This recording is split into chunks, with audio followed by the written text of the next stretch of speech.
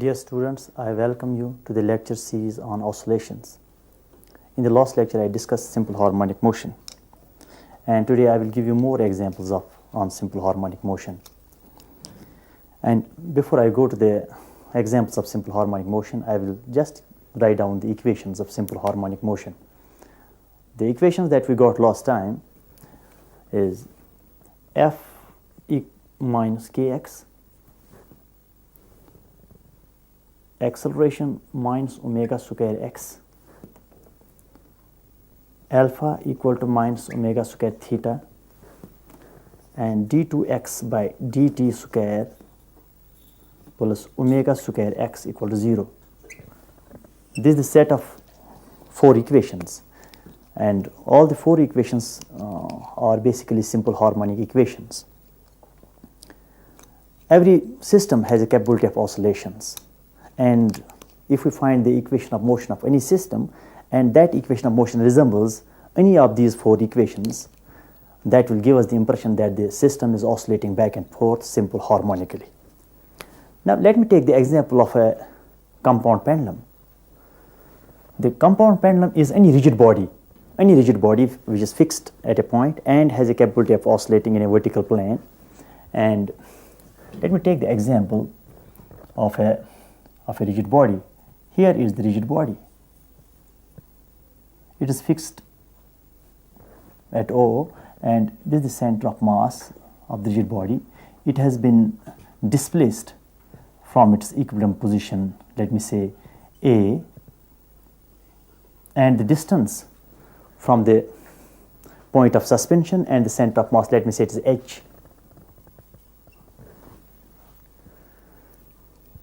Here I want to find the equation of motion of this rigid body. If I am successful in finding the equation of motion of this rigid body, then I will compare that equation to any of these equations. If that equation resembles any of these equations, that means that the pendulum is oscillating back and forth simple harmonically. And from that equation, I will be able to find time period of the oscillation, frequency of oscillation, or acceleration of that oscillation. Here let me suppose the simple pendulum has been displaced from the mean position through an angle of theta. In order to go straight to the equation of motion, let me find the total energy of the oscillating of the moving rigid body. What is the total energy? The total energy can be kinetic and potential. The total energy can be written as under the total energy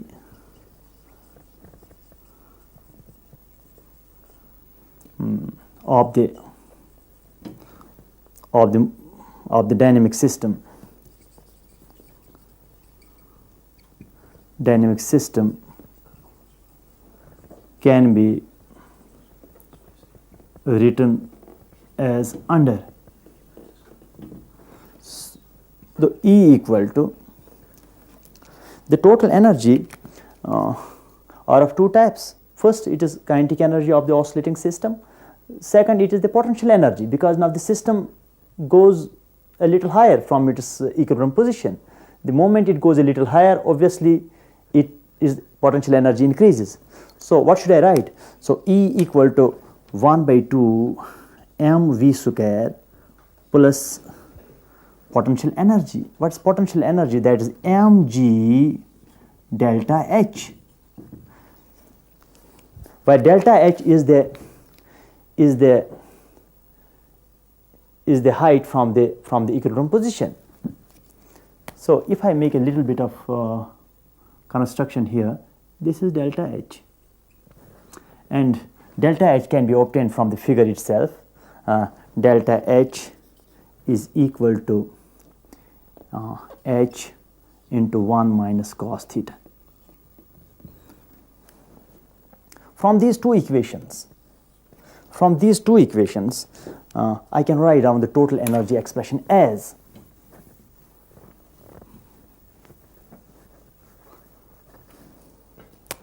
total energy can be written as 1 by 2 mv square plus mg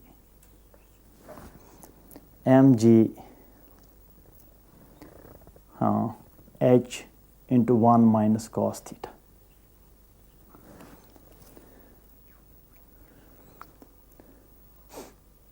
But as the oscillating system is, it has rotational kinetic energy, therefore this 1 by 2 m square should be replaced by 1 by 2 I omega square. So E equal to 1 by 2 I omega square plus mgh 1 minus cos theta. Because you see the system is rotating about point O, therefore 1 by 2 mv square should be replaced by 1 by 2 I omega square. Here I can make a little more simplification, 1 by 2 I omega square plus mgh.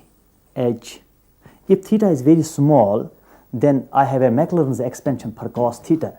So what can I write is that 1 minus theta square by 2. 1 minus theta square by 2 is a Maclaurin's expansion for cos theta when theta is very small. If you look at the equation, it can be further simplified as, basically I am interested in finding the total energy of the system.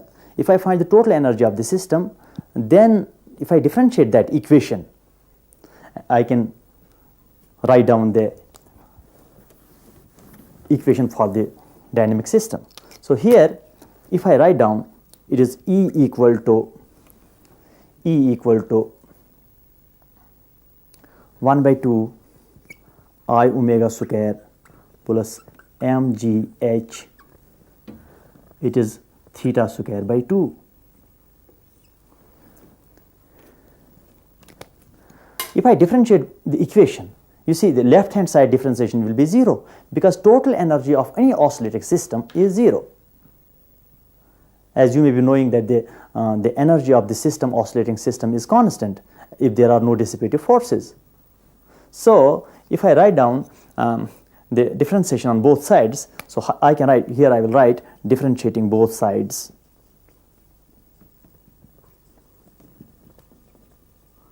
with respect to time. So here 0 is equal to, it is 1 by 2 I 2 omega alpha. This is the differentiation of this. And here mgh, it is constant. Here I will write 1 by 2 theta into omega. If I further simplify the equation, I'll be getting this cancels, omega also cancels. So I will write alpha equal to minus mgh by I theta. If you look at this equation very carefully, this resembles the equation of simple harmonic motion. And the equation with which it can be compared is, write it here, alpha equal to minus omega square theta. Now omega square will be equal to,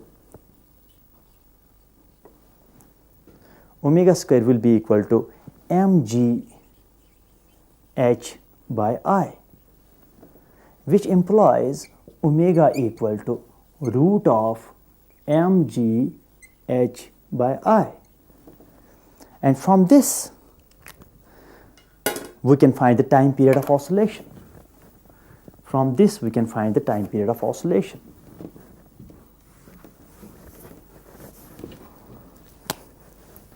T equal to 2 pi root of I by mgh. This is one example. Let us go to the second example of simple harmonic motion.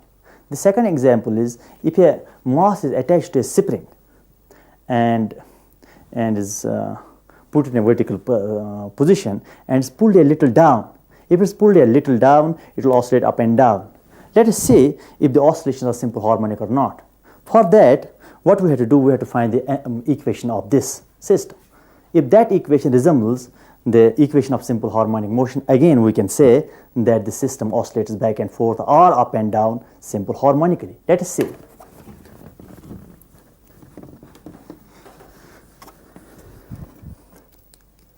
Second example. If a mass is attached to a spring, but the spring itself has a mass, and generally we take massless springs, but here I want to take a spring which has a finite mass. The situation will be a little more complex.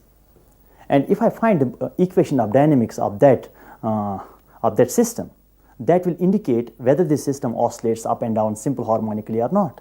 But again, I have to compare the equation which I am getting to the well-known equation of simple harmonic motion. And the set of equations of simple harmonic motion are well known. Let me take a spring which has a little mass and a small mass m is attached to it. The mass of the spring, let me suppose it's ms.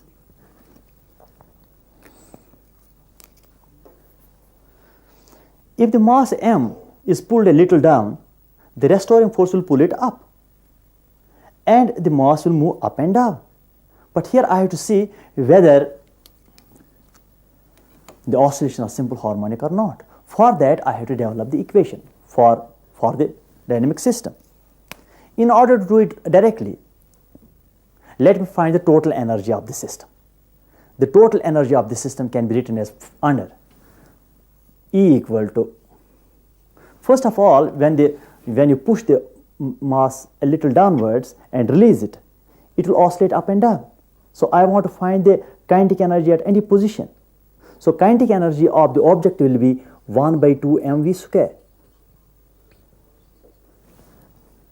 But as the spring has mass, then the mass of the spring will also have some kinetic energy.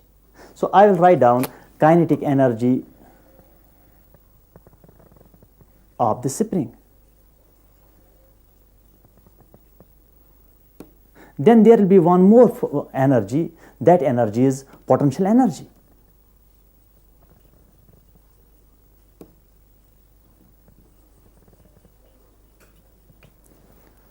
The total energy is sum of these three energies.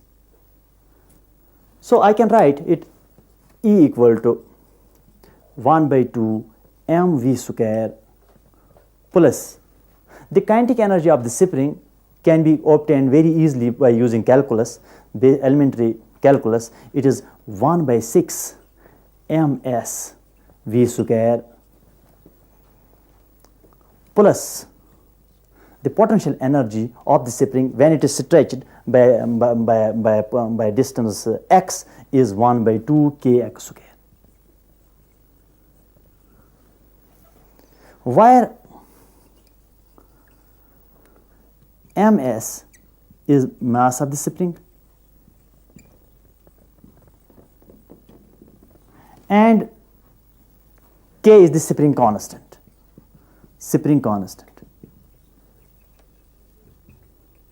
This k is also called as the force constant because it depends on this k how much strong is the spring in restoring in getting the body back to the mean position. So on this k depends upon the restoring force. So this is the total energy of the spring system. If I differentiate this, the left hand side differentiation will give me 0 because I know the total energy of the system remains constant if there are no dissipative forces around. Means if the spring is oscillating in vacuum or there are no dissipative forces around. So in that case, the total energy of the system remains constant. If I differentiate it from both sides, obviously the left hand side differentiation I will get it 0. So differentiating from both sides, we get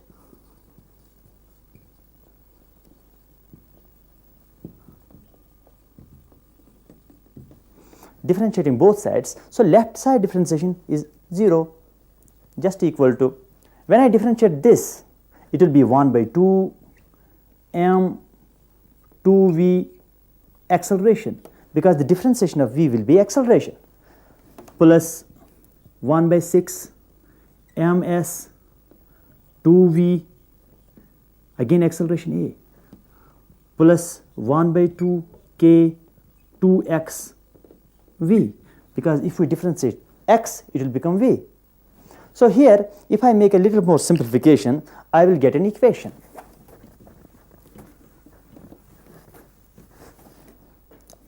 Here I will get, by making a little simplification, this 2 cancels with this 2 cancels with this 2, and here it will be 3 here. So we will cancel from each term, and I will get the equation m a plus ms by 3a plus kx equal to 0. If we look at this equation is the equation of motion of the Spring system. But we will again concentrate on the equation and see whether this equation is going to give us some information or not. So here I want to write here a m plus ms by 3 equal to minus kx. Or you see a is acceleration is minus k by m plus ms by 3x. You please look at this equation and see whether this equation resembles the simple harmonic motion or not. Yes, because our equation is acceleration is equal to minus omega square x. So omega square is just replaced by this constant. So this equation indicates that the system will oscillate back up and down simple harmonically with omega square equal to minus k by m plus ms by 3, which implies omega is equal to root of k by m plus ms by 3. From here I can write t equal to root of m plus ms by 3 by k. So in this way we find the equation of motion of the spring to which mass is attached, and we can find omega, we can find t. But the most important point is that this acceleration expression gives us the impression that the spring this mass attached to the spring will oscillate up and down simple harmonically. Now let us go to the third example. The third example is, if the two masses are attached to a spring and the two masses are stretched apart from each other and released, they will oscillate back and forth. Let us see how they oscillate. Is this oscillation also simple harmonic? That we have to see. Again, what we do is that we will develop the equation. And possibly the direct technique is that to find the total energy. Once we find the total energy, and then we again differentiate from both sides, and we know the total energy of the whole system will be constant if the forces are not dissipative. And once we do that, we get equation, and if that equation resembles our well-known simple harmonic equation, and then we say that, well, the system will oscillate up and down or back and forth simple harmonically. So the basic technique is very simple. Finding the total energy of the system, differentiating, and when we differentiate the system, and when we differentiate the equation, energy equation, what we get is very simple. We get an equation, and that equation needs to be compared with the well-known equations. If they are compared with well-known equation of simple harmonic motion matches, and that means it is a simple harmonic motion. Let me go to the third example. The third example is two mass points are attached to the two ends of a spring. Two mass points attached to two ends of the spring. Something like this. It's a mass, it is a spring, again this is a mass point, Let me suppose this is m1, this is m2, and the spring has spring constant k.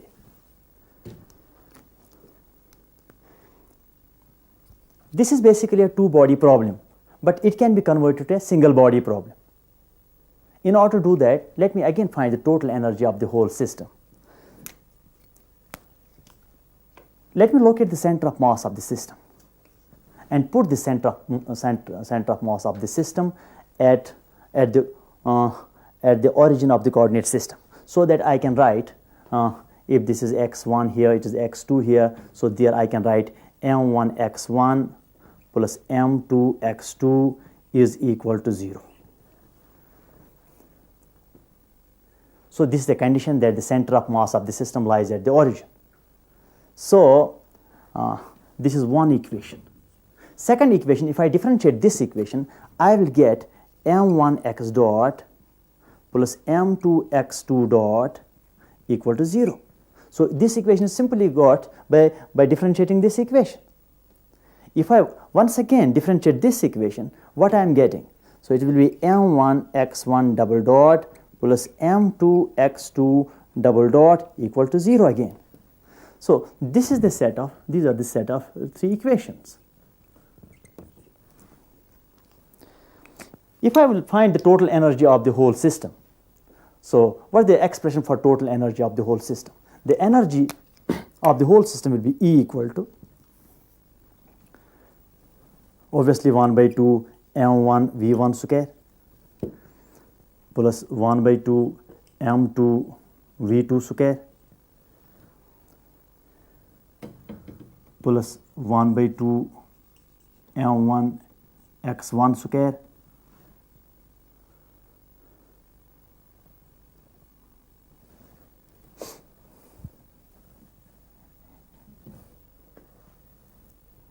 one by 2 k x1 minus x2 whole square, because the potential energy will depend upon the net stretching, and net stretching will be x1 minus x2. So here I can write down this equation once again in a different form, 1 by 2 m1 x1 dot whole square plus 1 by 2 m2 x2 dot whole square plus 1 by 2 k times x1 minus x2 whole square. So again the same technique we are using. We are differentiating the equation and finally getting the equation of motion of the dynamic system. So if we differentiate the equation, obviously the left side of the equation will be 0, because in either case the total energy of the system is going to remain constant. The reason for that is there are no dissipative forces around. So if I differentiate from both the sides, what I am getting? I am getting 0 on the left side equal to, it will be 1 by 2 m1 2x1 dot x1 double dot plus 1 by 2 m2 x2 dot 2 times x2 double dot plus 1 by 2 k times 2 x1 minus x2 into x1 dot minus x2 dot. This is the simple differentiation of the equation from both the sides. Now I can use 1, 2 and 3 in this equation, and we'll get all the whole equation in x1. So finally I will write down the equation. Writing down the equation in total x1.